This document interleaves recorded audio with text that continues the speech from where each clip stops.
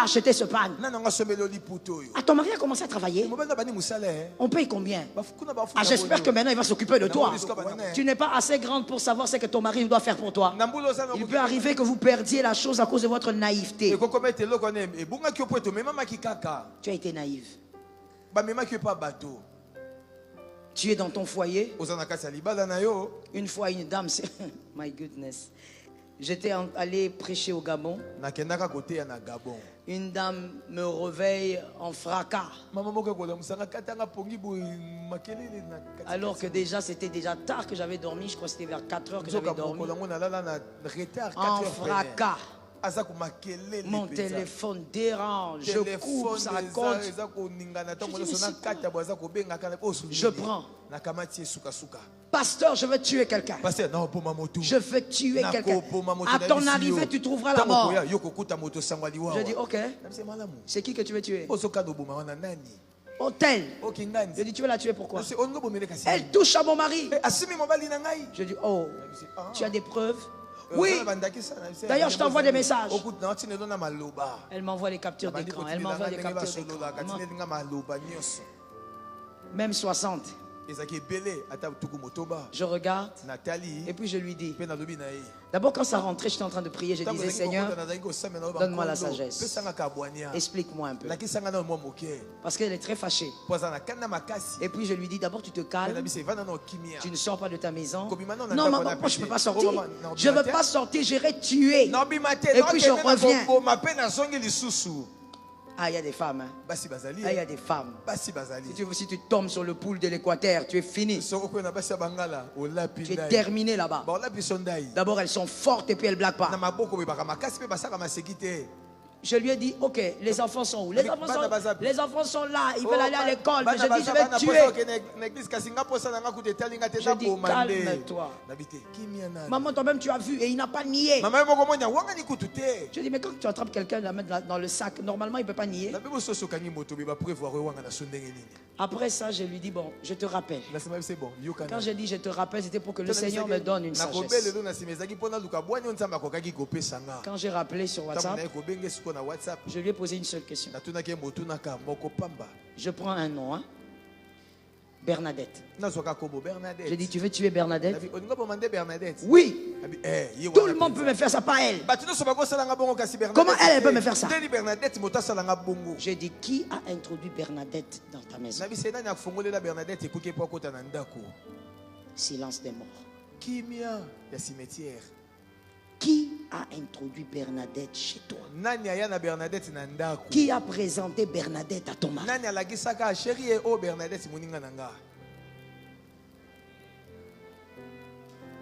Elle est restée silencieuse. Elle m'a dit, maman, ça c'est pour me condamner. J'ai dit, oui. C'est ce que je veux justement. C'est toi que je condamne. C'était ton foyer. C'était ton mari. Tu es libre de présenter à ton mari qui tu veux et qui tu ne veux pas. C'est toi qui as pris Bernadette. Moi, je connais quelle relation tu as avec Bernadette. Toi, Bernadette, tu as fait d'elle ta petite soeur. Même pas ta jumelle. Bernadette est entrée dans ta chambre quand toi tu faisais le lit. Toi tu fais le lit, Bernadette est à côté. Toi tu prépares pour ton mari, Bernadette dresse la table. Bernadette était devenue comme la deuxième femme de ton mari. Et je me rappelle que j'ai fini la phrase en lui disant, Bernadette t'a trahi le jour où toi tu l'as introduit dans ta maison. Je ne dis pas que c'est ce jour-là qu'elle a aimé ton mari. Non. Mais le jour où elle t'a trahi, le jour où le véritable mal a commencé, ce n'est pas le jour où elle a commencé à aimer ton mari. C'est le jour où ta naïveté a introduit une personne qui ne fallait pas introduire. Très bien dit, répète cette chose. Répète ça encore. Répète ça encore. Il faut que ce qui un atelier. Qu'est-ce que vous voulez? Pourquoi vous vivez comme ça? Ça aussi c'est l'éducation. Mais même au-delà de l'éducation, quand on grandit, certaines choses il faut les comprendre. J'ai aimé ton amen. Ça sent que tu m'entends.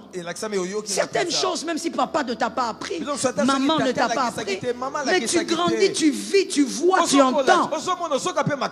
Mais oui. Tu entends les problèmes que les gens vivent. Pourquoi tu amènes cette femme chez toi?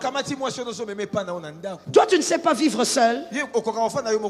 Il y a des moments où il faut vivre seul. Parce que quand tu vis seul, tu essayes de te concentrer sur tout ce qui ne va pas chez toi. Et toi, pourquoi tu choisis toujours des amis qui te trahissent? Tu as toujours des amies curieuses, trop curieuses. Je veux vous dire, ce n'est pas la thématique d'aujourd'hui, alors je ferme vite la parenthèse. Parmi les critères vous permettant de reconnaître que c'est une amie dangereuse, serpente et voleuse, c'est la curiosité. Répète. Bituna tunami sukaba kaba tefu bozio ko mukoloni dio kitu na mona ke mo kuneza ka shere bino pe bozana ngo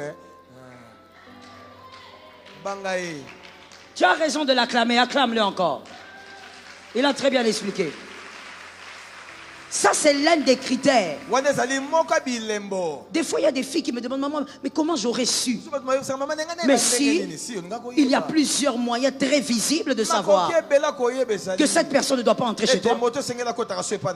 Même pas arriver là où il y a le paillasson. Une femme curieuse, elle veut tout savoir.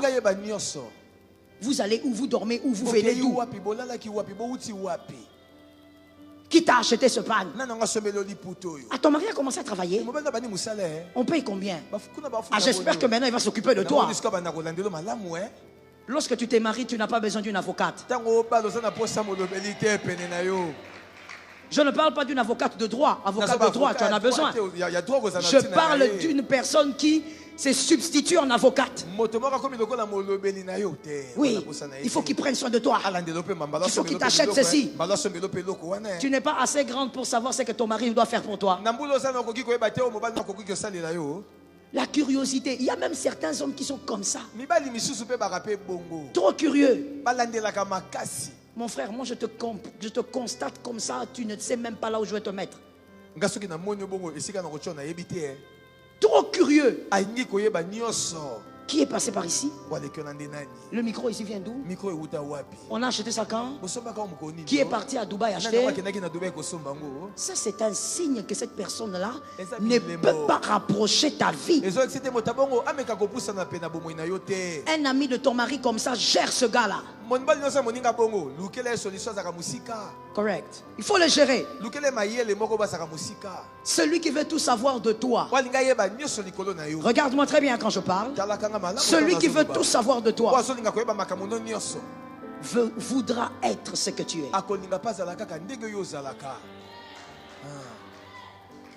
Faut retenir ça.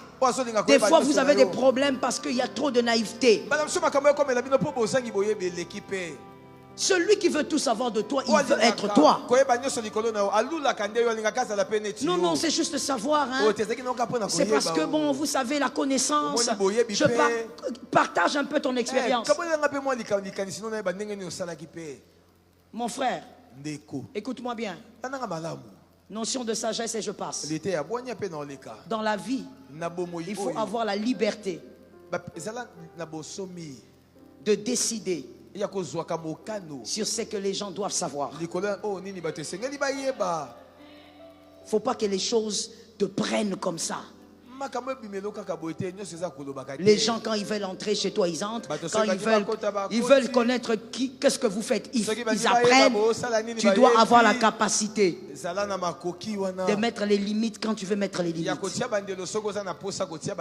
Regarde un frère et une soeur, dis à cette personne que Jésus t'aide à respecter chaque limite.